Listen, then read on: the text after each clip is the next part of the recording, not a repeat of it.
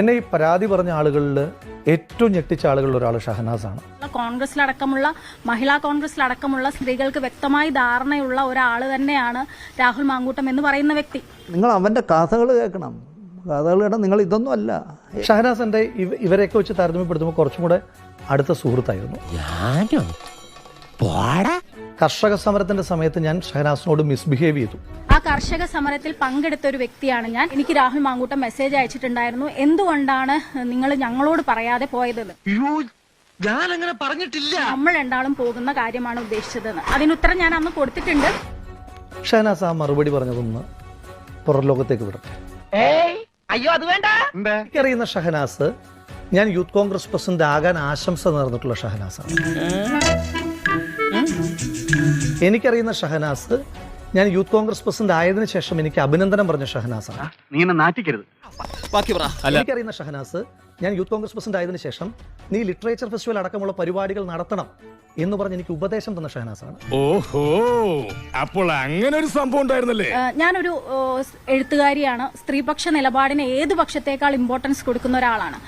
എന്നെ മനഃപൂർവ്വം കരിവാരിത്തേക്കാൻ കുറച്ച് ആൾക്കാർ ഇറങ്ങിയിരിക്കുക. ജൂലൈ മാസം ഇങ്ങോട്ട് നീ പാലക്കാട് മത്സരിക്കുന്നുണ്ടോ എന്ന് ചോദിച്ച് നീ മത്സരിക്കണം എന്ന് എന്നോട് ഇങ്ങോട്ട് പറഞ്ഞ എന്റെ സുഹൃത്താണ്. ഒറ്റിക്കൊടുത്താൽ കിട്ടുന്ന നക്കാപ്പിച്ച കാശിനായിരുന്നെങ്കിൽ ഞാനത് പിച്ചയായിട്ട് തരുമായിരുന്നല്ലോ.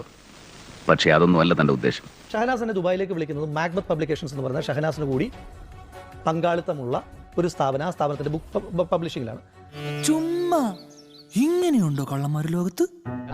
അതെ, ഞങ്ങൾ ചോറ് തന്നെ കൊണ്ടുവന്നേ. എന്റെ ചോദ്യം, 2020 മറ്റോ അല്ലേ ഈ കർഷക സമരവുമായി ബന്ധപ്പെട്ട് സംഭവം അവർ പറയുന്നത്. ആ ആളെ 2024 എന്തിനാ മാഗ്ബത്ത് പബ്ലിക്കേഷൻസിന്റെ പുസ്തക പ്രകാശനത്തിന് വേണ്ടി ക്ഷണിക്കുന്നത്? അല്ല അത് പിന്നെ ഈ വിഷയങ്ങൾ ഉണ്ടായതിനു ശേഷം ഷഹനാസ് എന്നോട് നീ കേസ് കൊടുക്കണം, ഡിഫേമേഷൻ കേസ് കൊടുക്കണം എന്ന് പറഞ്ഞാളാ. ഈ ഓഗസ്റ്റ് മാസത്തിന് ശേഷം ഈ ആദ്യ ആരോപണങ്ങളും വോയിസ് റെക്കോർഡും ഒക്കെ പുറത്തു വന്നതിന് ശേഷം എന്നോട് കേസ് കൊടുക്കണമെന്ന് പറഞ്ഞ ആളാണ്. തെളിവുണ്ടോ? തെളിവ് പണി പിന്നെയും പാളി. എന്റെ ആറ്റുകാൽ ഭാസ്കര, അങ്ങനെ ഒരു ദൈവം ഇല്ല. ഇത്തരം സന്ദർഭങ്ങളിൽ ഇല്ലാത്ത ദൈവത്തെ വരെ വിളിച്ചു പോകും. ആ മിസ്ബിഹേവ് ചെയ്ത ആളെ ഈ 5 വർഷക്കാലം അടുത്ത സുഹൃത്തായിട്ട്, എന്നോട് മിസ്ബിഹേവ് ചെയ്ത ഒരു ആളെ ഞാൻ 5 വർഷക്കാലം സുഹൃത്തായിട്ട് വെക്കില്ല. ഷഹനാസും വെക്കുന്ന ആളല്ല. ഇടങ്ങളിൽ നമ്മുടെയൊക്കെ പെൺകുട്ടികൾക്ക് വരണമെന്നുണ്ടെങ്കിൽ ഇവനെ പോലെയുള്ള ഒരാളെ നിങ്ങൾ പ്രസിഡന്റ് ആക്കരുത് എന്ന് ഞാൻ വളരെ വ്യക്തമായി പറഞ്ഞിട്ടുണ്ട്. I pity you for the dirty game you have played in this case, that of a manipulator.